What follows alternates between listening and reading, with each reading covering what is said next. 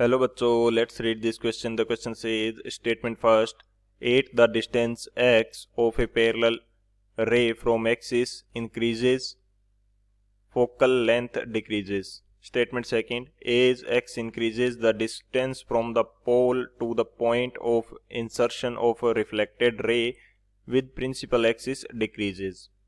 Option first, statement first is true, statement second is true, statement second is correct explanation for statement first.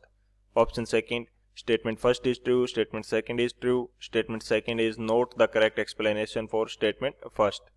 Option third, statement first is true, statement second is false. Option fourth, statement first is false, statement second is true. तो इस question के अंदर हमें दो statement दिए गए हैं.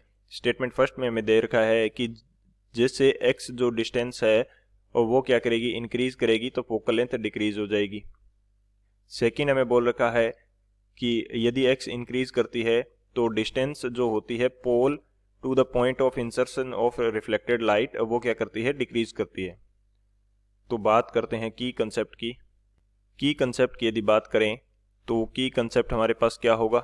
Normally हमें ये रूल बताया जाता है कि यदि कोई लाइट रे जो है वो प्रिंसिपल एक्सिस के पैरेलल आ रही है तो वो रिफ्लेक्शन के बाद में फोकस से जाएगी. ये हमारे पास रूल होता है रिफ्लेक्शन के लिए. Rule for reflection, rule for reflection ये हमारा क्या रहता है कि यदि कोई लाइट रे प्रिंसिपल एक्सिस के पैरेलल आ रही है तो वो क्या करेगी, फोकस से जाएगी. Light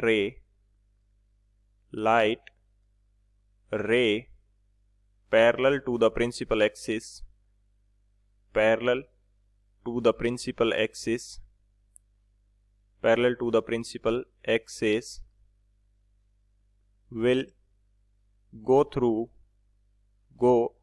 through focus after reflection. Reflection के बाद में वो फोकस से जाएगी. तो एक तो ये हमारा की कंसेप्ट हो गया. सेकंड की कंसेप्ट के अंदर हम बात करते हैं कि स्फेरिकल एब्रेशन क्या होता है. Spherical aberration,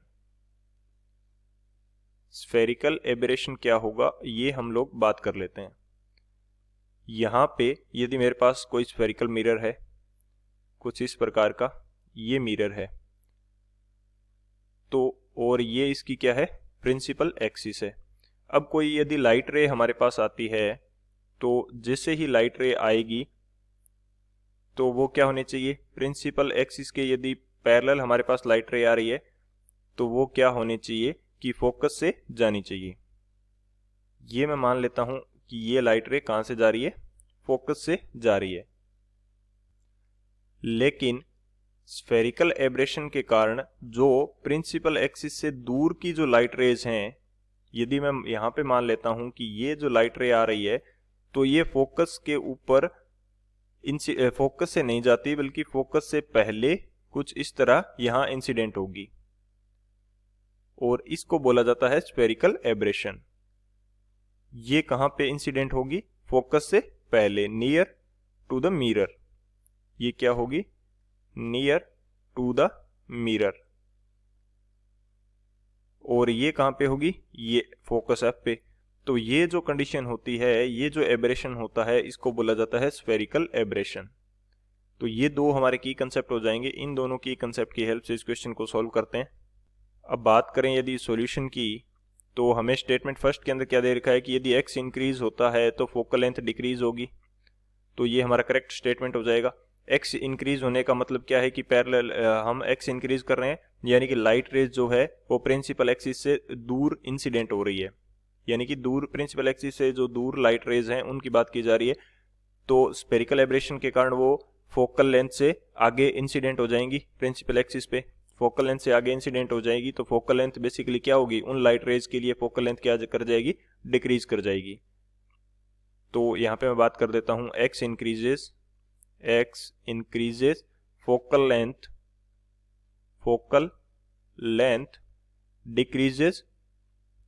decreases for that light rays. तो उन लाइट रेज के लिए क्या होगा, फोकल लेंथ डिक्रीज कर जाएगी.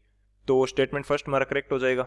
स्टेटमेंट सेकंड हमें क्या दिया है कि यदि x इंक्रीज होता है तो डिस्टेंस जो होती है pole to the point of insertion of reflected ray with principal axis decreases.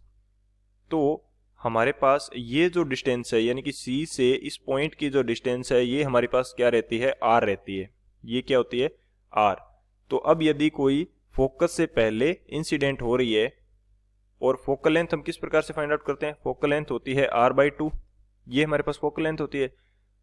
अब यदि कोई लाइट रे हमारे पास प्रिंसिपल एक्सिस से दूर इंसिडेंट हो रही है, यानी कि x इंक्रीज किया, x इंक्रीज करने का मतलब है कि फोकल लेंथ डिक्रीज कर गई। फोकल लेंथ डिक्रीज करने का मीनिंग है कि r डिक्रीज कर गया। r डिक्रीज होने का मीनिंग है कि जो हमारा सेकंड स्टेटमेंट है वो क्या है, करेक्ट है। तो इन लाइट रेज के लिए जो हमारा ये जो डिस्टेंस होगी पोल से लाइट के इंसर्शन पॉइंट की जो डिस्टेंस है वो क्या करेगी, डिक्रीज करेगी। तो सेकंड स्टेटमेंट हमारा करेक्ट हो जाएगा। फर्स्ट स्टेटमेंट हमारा करेक्ट है, और सेकंड जो स्टेटमेंट है वो हमारे फर्स्ट स्टेटमेंट का करेक्ट एक्सप्लेनेशन भी हो जाएगा, क्योंकि इसी वजह से तो हमारी जो फोकल लेंथ है वो डिक्रीज करती है, क्योंकि ये डिस्टेंस क्या हो जाती है, डिक्रीज कर जाती है। पोल और पॉइंट ऑफ इंसर्शन के बीच की जो डिस्टेंस है वो डिक्रीज कर जाएगी, इसी वजह से फोकल लेंथ क्या करेगी, डिक्रीज करेगी। तो कौन सा स्टेटमेंट कौन सा ऑप्शन करेक्ट हो जाएगा, जो ऑप्शन ए है, statement first is true, statement second is true and statement second is the correct explanation for statement first, ये हमारा करेक्ट हो जाएगा। So option A is the final answer. I hope you understood it well. Best of luck. Thank you.